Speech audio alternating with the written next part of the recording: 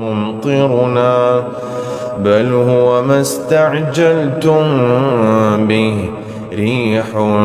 فيها عذاب أليم تدمر كل شيء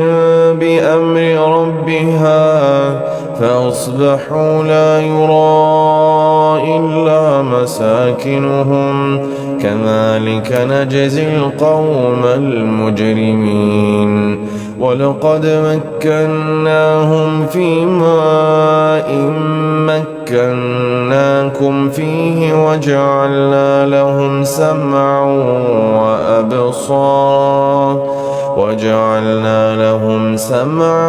وأبصارا وأفئدة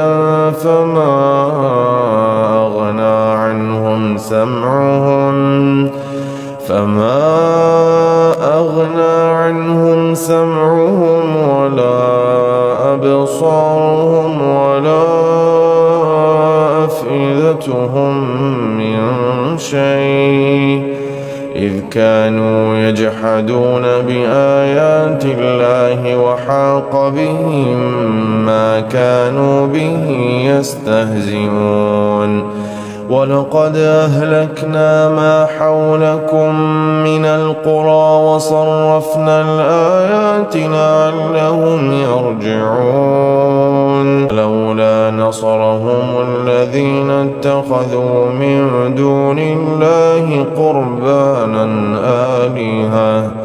بل ضلوا عنهم وذلك إفكهم وما كانوا يفترون وإذ صرفنا إليك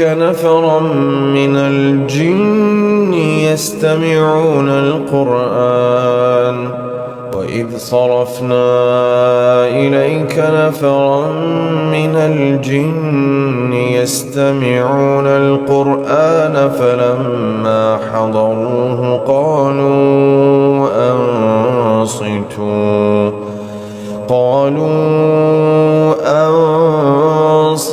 فلما قضي ولوا إلى قومهم منذرين قالوا يا قومنا إنا سمعنا كتابا أنزل من بعد موسى مصدقا لما بين يديه يهدي إلى الحق وإلى طريق مستقيم يا قومنا أجيبوا داعي الله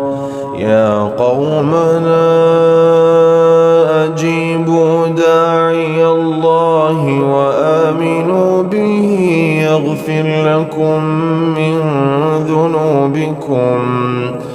يغفر لكم من ذنوبكم ويجركم من عذاب أليم ومن لا يجب داعي الله فليس بمعجز في الأرض وليس له من دونه أولياء أولئك في ضلال مبين أولم يروا أن الله الذي خلق السماوات والأرض ولم يعي بخلقهن بقادر على أن يحيي الموتى بلى إنه على كل شيء قدير ويوم يعرض الذين كفروا على النار أليس هذا بالحق قالوا بلى وربنا قال فذوقوا العذاب بما كنتم تكفرون فاصبر كما صبر أولو العزم من الرسل ولا تستعجل لهم كأنهم يوم يرون ما يوعدون لم يلبثوا إلا ساعة من نهار بلاغ فهل يهلك إلا القوم الفاسقون.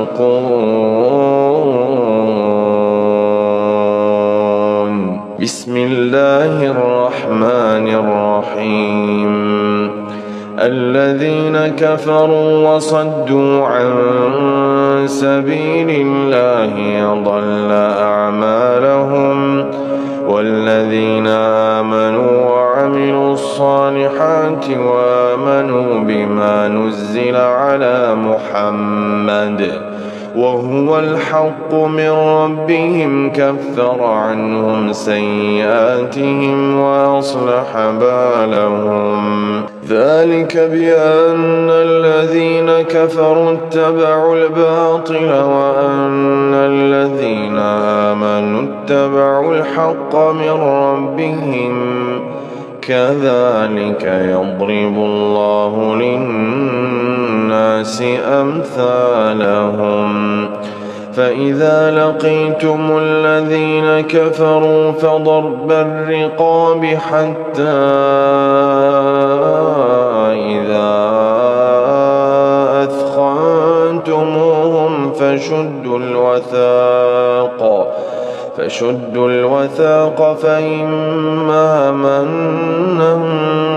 بعد وإما فداء حتى تضع الحرب أوزارها ذلك ولو يشاء الله لانتصر منهم ولكن ليبلو بعضكم ببعض والذين قتلوا في سبيل الله فلن يضل أعمالهم سيهديهم ويصلح بالهم ويدخلهم الجنة عرفها لهم. يا أيها الذين آمنوا إن تنصروا الله ينصركم ويثبت أقدامكم والذين كفروا فتعسا لهم وأضل أعمالهم ذلك بأنهم كرهوا ما أنزل الله فأحبط أعمالهم. أفلم يسيروا في الأرض فينظروا كيف كان عاقبة الذين من قبلهم دمر الله عليهم وللكافرين أمثالها. إثيوبيا تعلن تفشي فيروس ماربورغ القاتل جنوب البلاد بعد تسجيل 9 حالات وفق أفريكا CDC ومنظمة الصحة العالمية. الفيروس يشبه إيبولا وينتقل بالسوائل الجسدية بمعدل وفاة يصل إلى 80%. السلطات تجري تحقيقات عاجلة لاحتواء التفشي في منطقة جينكا دون توفر لقاح معتمد حتى الآن.